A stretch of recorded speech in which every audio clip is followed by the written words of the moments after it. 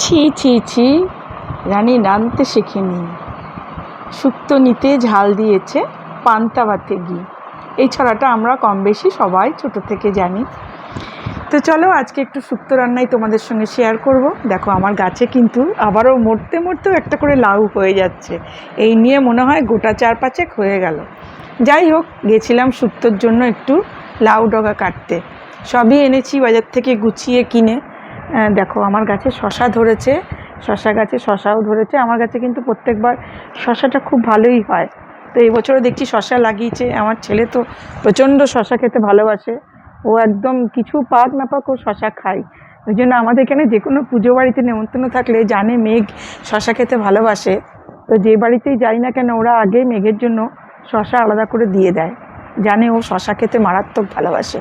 ওকে সারাদিন যদি আমি কিছু খেতে না দিই, শশা দিয়ে খেতে দিও, শশাটাই ও খেয়ে যাবে। ও এত শশা খেতে ভালোবাসে। তো যাই হোক, লাউ ডালটা কেটে দিল ওই, কারণ গাছগুলো ও লাগায় বলে আমি খুব একটা এগুলোর ওপর এক্সপেরিমেন্ট করি না, হাত দিই না। ওই সব কেটে কুটে দিল। তো যাই হোক, বাগানটাও একটু এই ফাঁকে দেখে আসলাম কী কী হয়ে আছে। আপাতত শশা হয়ে আছে, আর সূর্যমুখীও গাছ লাগিয়েছে দেখলাম, ফুল ফুটলে দেখাবো। আমি আর এই ভিডিওটা এর সঙ্গে অ্যাড করলাম না এখন। যাই হোক, চলো শুক্তোর জন্য কেটে নিয়েছি বেগুন, শিম, বটবটি, ঝিঙা, কাঁচকলা, পেঁপে, পটল, সঙ্গে থাকছে উচ্ছে আর থাকছে বড়ি, যার যেটা মশলা। আমি এই শুক্তোটা সম্পূর্ণ রান্না করছি শেফ আতনুর রান্নাঘর থেকে। শেফ আতনুর থেকেই শিখেছি এই শুক্তোটা। এক একজনে এক এক রকমভাবে শুক্তো করে, বাট শুক্তোতে ঝালটা আমি কোনো দিনই দিই না। ওটা আমার ওটা জানি দিতে নেই। শুক্তোতে কি ঝাল দিলে সেটা শুক্তো থাকে না। এটার পেছনে একটা ভালো গল্প আছে, তোমাদের সঙ্গে শেয়ার করি। সেটা হচ্ছে, আমি যখন সোনা বউঠান খেলেছিলাম 2005 সালে, তখন আমাদের এখানে এসেছিল অডিশানের জন্য। তখন অডিশান দিতে গিয়ে আমাকে এই কোশ্চেনটাই করা হয়েছিল যে শুক্তো রান্না করতে কি কি দিতে হয়। সত্যি কথা বলতে গিয়ে তখন কিন্তু এত পরিপাটি করে রান্না করতে পারতাম না। 2005 সালেও এতটা ছিলাম না আর কি রান্না বান্না। তারপরে আস্তে আস্তে হয়েছি বয়স বাড়ার সঙ্গে সঙ্গে। যাই হোক, 2005 সালে যখন আমাকে কোশ্চেন করেছিল যে শুক্তো নিতে কী দিলে সেটা শুক্তো থাকে না, আমাকে কোশ্চেনটা এইভাবেই করা হয়েছিল। আমাকে না, ওখানে একসঙ্গে অনেক ছিল, তাদের সবার দিকেই কোশ্চেনটা ছুড়ে দেওয়া হয়েছিল এবং যে পেরেছে সেই সিলেক্টেড হয়েছে। তো আমাকে এই কোশ্চেনটাই করা হয়েছিল।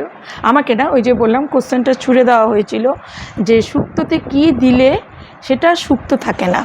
তখন আমি বলেছিলাম, এটা একমাত্র আমি আনসার দিয়েছিলাম, যে ঝাল দিলে সেটা শুক্তো থাকে না।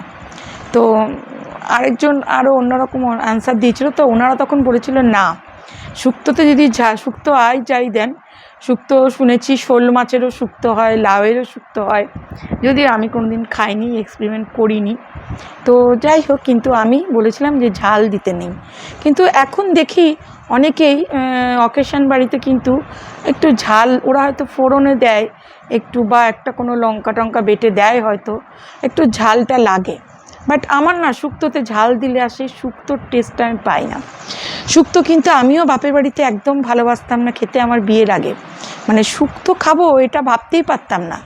হ্যাঁ, কিন্তু শ্বশুরবাড়িতে যাওয়ার পর আমি প্রথম শুক্তো খেতে প্রেমে পড়েছিলাম বলতে পারো। কারণ আমার বড় যা ভীষণ ভালো শুক্তো রান্না করতো। তো আমার মাও নো ডাউট ভালো রান্না করতো, কিন্তু আমার বলে না মেয়েদেরকে, যে যারা বাপের বাড়িতে এটা সেটা নিয়ে খাওয়া নিয়ে নখরাবাজি করে, তো সবাইকেই বলা হয় তো যে শ্বশুরবাড়ি যা বুঝতে পারবি, হ্যাঁ তখন খাবো না, এই খাবো না, সে খাবো না, তখন আর তোর কথা চলবে না। তো সত্যি তাই হয়। তো আমি যখন বিয়ে হয়ে গেছিলাম, আমিও অনেক কিছু খেতাম না, বেশ বদমাইশি ছিলাম বলতে পারো। তো ওই মায়ের একটা আহ্লাদ ছিল আর কি, যে আমাকে লুকিয়ে খেতে দিত, বাবার সামনে দিত না। কেন, আমার বাবা প্রচণ্ড রাগারাগি করতো এইসব খাওয়া নিয়ে নখরাবাজি করলে। আর আমার উল্টো ছিল, আমার 2 বোন, ওরা ছিল সর্বভুক, ওরা সব খেত।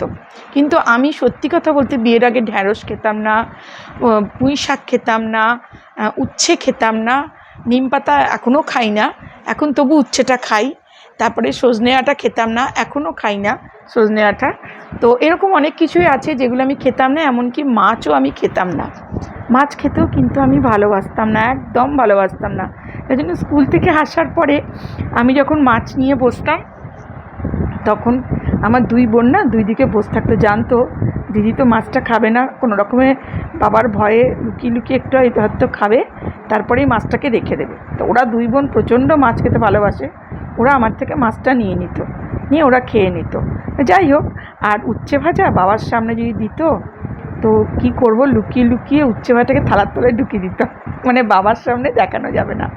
সেইগুলো আস্তে আস্তে কেটে গেছে। শ্বশুরবাড়ি যাওয়ার পরে আমার যা প্রথম আমাকে বলেছিল যে তুই মাছ খেতে ভালোবাসিস না, তোকে আমি মাছের ভক্ত করেই ছাড়বো। থ্যাঙ্ক গড আমাকে পারিনি ভক্ত করতে, কারণ আমি আজও মাছ খেতে ভালোবাসি না। যতই বলো আমি আজও মাছ খেতে ভালোবাসি না, কিন্তু হ্যাঁ, শুক্তোটার ভক্ত করতে পেরেছিল। শুক্তো আমাকে খাইয়েছিল এবং শুক্তোটা প্রচণ্ড টেস্টি লেগেছিল, যার জন্য সেই থেকে আমি শুক্তোর প্রেমে পড়ে যাই এবং নিজে তারপর থেকে শুক্তোর ওপর এক্সপেরিমেন্ট শুরু করি, শুক্তো খাওয়া। তো খেলেও নিজে খুব একটা ভালো বানাতে পারতাম না আগে, তারপরে আস্তে আস্তে দেখে দেখে শিখেছি, এখন যেমন খুব ভালো বানাতে পারি। মানে আমি শুক্তো করলে আমার মা খুব ভালোবাসে, মা বাবা দুজনেই। এমনকি আমার বাড়িতে যে মেয়েটি আমাকে হেল্পিং হ্যান্ড, সেও যদি বলি কী রে শুক্তো করেছি দেবো তো, হ্যাঁ দিদি আমাকে দিয়ে দিও, কেউ খাক না খাক আমি খাবো। যাই হোক, ও খুব ভালোবাসে আমার হাতে শুক্তো খেতে। তো চলো আজকে এই গল্পটা করলাম তোমাদের সঙ্গে শেয়ার, সঙ্গে সঙ্গে তোমরা দেখতেও পেলে শুক্তোটার মধ্যে আমি কী কী দিয়েছি। নাকি আরেকবার বলে দেবো? বলেই দিই, শুক্তোতে সব সবজি তো দেখলেই কীভাবে ভেজে তুললাম। আর মশলা দিয়েছি সর্ষে পোস্ত, সঙ্গে দিয়েছি নারকোল। নারকোলটা কিন্তু আমি আগে কোনো দিন শুক্তো দিইনি, এই প্রথম আমি নারকোল দিলাম শুক্তোতে। সেটা আমি ওই শেফ অতনুর রান্নাঘর থেকেই শিখেছি। এবং বেটে নিয়েছিলাম সর্ষে পোস্ত, আদা এবং নারকেল, এটাকে ভালো করে পেস্ট করে নিয়েছি। আমি কিন্তু একটাও কাঁচা লঙ্কা দিইনি এবং উইদাউট হলুদেই কিন্তু আমি শুক্তোটা রান্না করেছি।